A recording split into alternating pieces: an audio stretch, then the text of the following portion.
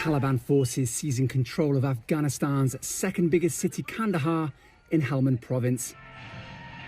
7 years ago, American and British forces lowered their flags as they ended combat operations there. Now, along with Canada, they're sending soldiers back to help their embassies' staff leave the country. Few crises could distract the Biden administration from a resurgent COVID-19 right now, but the speed of the Taliban's advance since the US announced it would withdraw all forces by the end of this month has caught Washington on the back foot.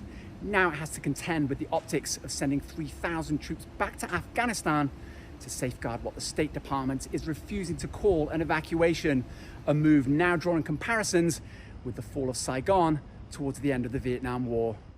The State Department is refusing to say if the US embassy would close as the Taliban, which rules using a hardline interpretation of Sharia law, closes in on Afghanistan's capital, Kabul.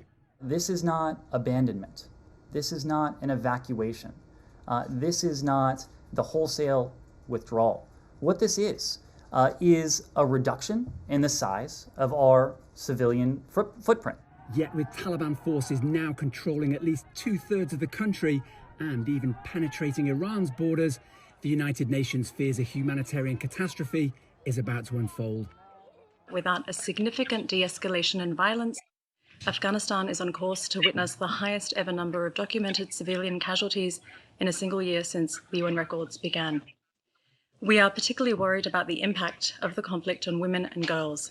Peace talks between Afghanistan's Western-backed government and the Taliban have been stalled, but international envoys to those negotiations are urging both sides to accelerate them while de-escalating violence.